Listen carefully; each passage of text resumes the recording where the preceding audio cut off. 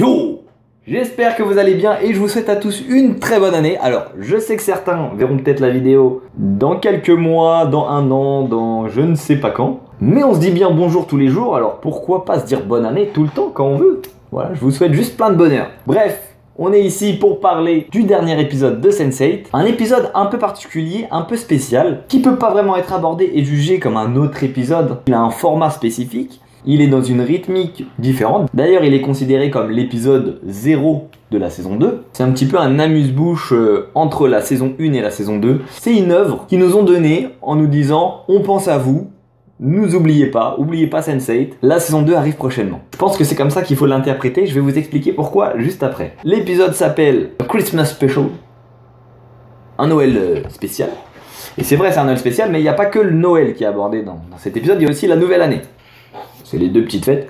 En même temps, voilà, si on fait un épisode spécial Noël, pourquoi on fait pas un épisode spécial Nouvel An? Donc, autant faire du 2 en 1. Et c'est pas plus mal. C'est un épisode, moi, que j'ai aimé. Pourquoi? Parce que j'adore Sense8. C'est vraiment une série qui a un fort potentiel, je trouve. Et forcément, revoir tous ces personnages qu'on avait un petit peu laissés de côté au profit de notre vie normale ou d'autres séries, les revoir, voir comment ils se débrouillent, ce qu'ils font, ça fait plaisir en fait, ça fait plaisir de les retrouver, ça fait plaisir d'avoir de leurs nouvelles en fait. Moi j'ai trouvé que c'était un épisode assez frais, c'est un épisode qui donne le sourire. Pourquoi? Parce qu'on les voit en ces périodes de fête, Noël, Nouvel An, et c'est un épisode qui respire la joie et le bonheur. Bon, bien sûr, ils ont toujours leurs problèmes habituels, mais malgré tout ce qui leur arrive, ils trouvent un moment, ils trouvent des moments pour eux et pour les autres et pour nous du coup. Parce que voilà, quand on les voit s'amuser, quand on les voit s'éclater, ça donne le sourire et ça fait du bien en fait. Ça fait du bien d'avoir une série. Alors il y en a d'autres, bien sûr il y en a d'autres. Mais d'avoir une série où les gens s'éclatent, les gens sont heureux, c'est optimiste, c'est stylé. J'ai trouvé ça vraiment réchauffant. Voilà, je sais pas comment dire. C'est comme un petit baume qu'on met ici. Et on se dit, ah, qu'est-ce qu'on est bien quand même. C'est un épisode qui dure 2 heures. 2 heures, c'est énorme, c'est beaucoup. C'est un film, en fait, c'est un film. On peut pas le considérer comme un hors-sujet parce que ça reprend directement la suite des événements de la saison 1. On voit ce que les personnages font au moment des périodes de fête.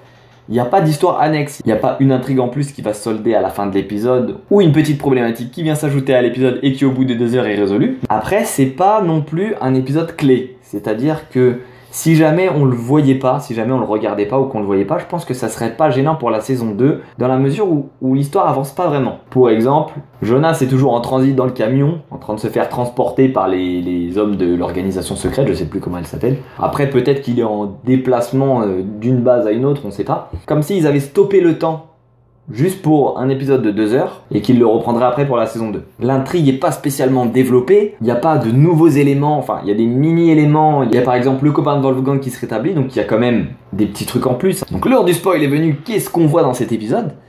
On retrouve tous les personnages, sans exception. J'en avais entendu parler, mais l'acteur qui joue Caféus, le personnage kényan qui travaille à Nairobi, qui est chauffeur de bus, etc., lui il a été remplacé. Il a été remplacé par un autre acteur qui est très différent, j'ai trouvé. C'est un petit peu ce que je trouve dommage, mais bon, en même temps, il pouvait pas faire autrement. Le choix du personnage est discutable dans le sens où j'ai trouvé, en tout cas, qu'il avait l'air beaucoup moins fragile que l'acteur précédent. Beaucoup moins fragile, et je trouvais que sa fragilité correspondait un petit peu à son personnage. Là, on voit que c'est quelqu'un d'un peu plus costaud déjà, d'un peu plus carré, qui s'exprime différemment. Donc il y a un jeu d'acteur différent forcément, mais du coup, juste en vue de sa carrure, nous on était habitués à l'ancien acteur. J'ai trouvé que sa fragilité, elle était différente. C'est un petit peu un personnage qui jouait sur ce plan-là, hein. Il travaille pour avoir des médicaments pour sa mère. Il est dans un pays où c'est pas forcément facile de se développer à titre personnel, où il y a de la mafia, où il y a de la corruption, où il peut avoir des problèmes à tout moment, où Sunback, la coréenne, avait été obligée de venir l'aider et de faire un petit coup de Jean-Claude Van Damme. Donc ça montrait vraiment qu'il était vulnérable, qu'il était fragile. Là, on le sent un peu plus robuste. Du coup, j'ai trouvé que ça changeait un petit peu le personnage. Après, sûrement qu'au fur et à mesure des saisons, des événements, on va oublier le premier acteur, on va s'habituer et ça ira. Mais là, j'ai trouvé que le changement était brutal. Un petit peu comme dans Game of Thrones quand ils ont changé le mercenaire du blond cheveux longs au brun beau gosse cheveux courts. C'est comme ça, c'est un choix.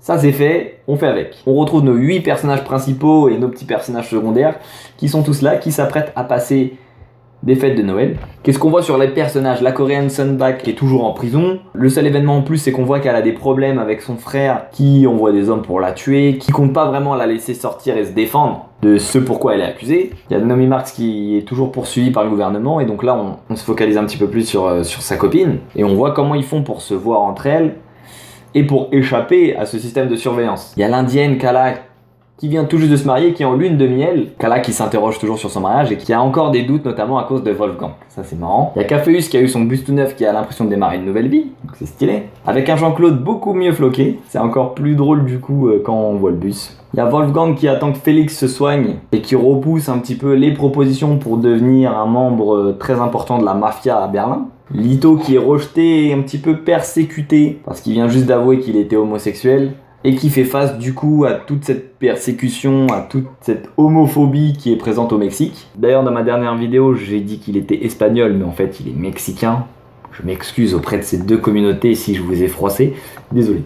Il y a Riley et Will qui sont aussi en cavale et qui essayent d'échapper à Volker, Mr. Whisper, qui essaye de l'empêcher de pénétrer dans les pensées de Will mais qui n'y arrive pas forcément très bien. Si j'étais dans cette situation, je pense que je proposerais à tout le monde de se retrouver, de venir se chercher chacun les uns avec les autres. Déjà pour voir si on existe vraiment, parce qu'ils ont tous des visions, ils ont la sensation que c'est vrai, mais au fond de soi, comment on sait qu'on n'est pas un peu fou? À part certains qui se sont déjà croisés, les autres, ils savent pas vraiment si c'est vrai ou pas, ils se sont pas renseignés, ils se sont pas appelés, ils savent tous qu'ils sont poursuivis. Ils le savent parce que Will le sait, quand une personne le sait, ils le savent tous. Ils devraient se retrouver, s'armer ou se renseigner comment faire. Là, on a l'impression qu'ils sont poursuivis mais qu'ils restent un petit peu dans leur bulle. Lito voit sa carrière d'acteur chamboulée parce qu'il vient d'avouer son homosexualité, donc il vit ça avec son conjoint de manière un petit peu dramatique, mais ils ont vraiment une envie de s'affirmer et de se battre. Mais en même temps, au-delà de ça, Lito, t'es poursuivi par une organisation secrète, et il y a des gens qui veulent au moins capturer les 7 autres personnes qui sont connectées avec toi. Faut se bouger là, faut se bouger, faut se retrouver. Wolfgang, pourquoi pas accepter ton poste de parrain de la mafia et de dire à tout le monde, venez maintenant, j'ai les moyens de vous protéger, de vous défendre. Un petit fait intéressant, c'est au moment où Riley et Will font de la patinoire, Will il dit je sais pas faire du patin et Riley lui dit oui mais si moi je sais le faire, toi tu sais le faire. Ça c'est assez intéressant. On le savait déjà qu'il pouvait switcher de corps, qu'il retrouvait parfois des sensations que d'autres membres du cercle avaient. Mais là le fait qu'elle lui dise clairement je sais le faire, tu peux le faire, ça veut dire que chacun, ils n'ont pas vraiment besoin de se prêter les corps les uns des autres au final. Ils pourront utiliser les capacités les uns des autres. J'ai pas compris pourquoi au moment où Wolfgang se bat, c'est Sunbak qui vient l'aider, et au moment où Sunbak se bat, c'est Wolfgang qui vient l'aider. S'ils s'aident chacun pour se battre, autant qu'ils s'aident pas. Une goutte d'eau dans un océan de bonheur. Donc on les retrouve tous, et malgré tout ça, on les voit passer des très bons moments dans les fêtes, on les voit tous ensemble. Il y a aussi bien sûr, j'ai oublié d'en parler, une scène assez chaude, une orgie de Sense8. Je pense que c'est des orgies un petit peu spéciales, un petit peu mythiques. Les fameuses scènes de sexe de Sense8, étant donné que c'est 8 personnages tous connectés, on a l'impression qu'au moment où ils sont en phase, où ils sont sexuellement en phase, on peut le dire, ils sont à la fois hétérosexuels et homosexuels entre eux, je sais pas. Ils s'embrassent entre eux, ils se touchent entre eux. On a l'impression que ça décuple leur plaisir. C'est particulier, mais c'est à la fois assez esthétique, assez poétique même. Après, c'est quelque chose qu'ils ont recyclé un petit peu de leur saison 1. Hein. Il y avait aussi eu une scène dans le genre, dans la saison 1, assez mythique, que j'avais aussi trouvé très belle. Mais du coup, c'est plutôt pas mal d'avoir agencé ça de cette façon et d'y avoir pensé en fonction de comment ils étaient connectés les uns avec les autres. Mais j'espère qu'ils vont pas nous recycler ça à toutes les saisons. Ça serait dommage. Ça serait dommage. Ça enlèverait de la beauté à la chose en fait. Donc voilà un épisode un peu spécial sur un format de 2 heures. Un épisode qui vient faire patienter les fans de la série. D'ailleurs, on s'en ravit. Ça rajoute de l'épaisseur à chaque personnage. Ça rajoute de la profondeur à l'histoire, à chaque storyline. Ça vient contribuer à l'atmosphère générale de Sense8. Ça prend le temps de développer les caractères. C'est vraiment une idée plutôt bien. On pourrait reprocher à l'épisode que c'est un peu lent, que ça fait pas avancer l'histoire, qu'au final il se passe pas grand chose. Mais on pourrait le faire seulement si c'était un épisode, comme tous les autres épisodes. Alors là c'est vraiment un épisode pour les fans. Du coup ça fait plaisir. Moi je me suis dit que j'aimerais bien avoir ce genre d'épisode pour d'autres séries en attendant Game of Thrones. Au lieu d'attendre 1 an, si on avait un petit épisode comme ça serait vraiment super stylé je trouve. Aussi ce qui est bien c'est que ça nous permet de ne pas oublier ce qui s'est passé parce que Sense8, c'est 8 histoires différentes quand même, c'est assez difficile, ça m'a pris un certain temps avant de me souvenir de tout, d'où était chaque personnage où on les avait laissés. Et du coup là de les revoir, on se dit ah oui c'est vrai, elle est en prison, il a des problèmes avec un tel, il vient d'avouer ceci. Et du coup on se prépare encore mieux pour la prochaine saison et on a hâte de les retrouver, de les voir et de voir l'avancement de l'histoire. Vous l'aurez compris, moi j'ai kiffé cet épisode. Si vous aimez déjà la série, regardez-le. Si vous n'avez pas le temps, si vous trouvez déjà la série assez lente, ou si tout simplement vous trouvez que 2 heures c'est trop, je pense que c'est un épisode dont vous pouvez vous passer. Je le répète jamais assez, mais tout ce que je dis c'est un avis personnel. Ce n'est pas quelque chose que je considère comme vérité absolue, chacun a son opinion sur la chose. Mais voilà, c'est l'heure de se quitter. Oh. Merci d'avoir regardé la vidéo. N'hésitez pas à mettre un pouce vers le haut si vous avez aimé, si vous aimez ce que je fais, si vous voulez m'encourager. N'hésitez pas aussi à vous abonner à la chaîne pour me suivre. Encore une fois pour m'encourager.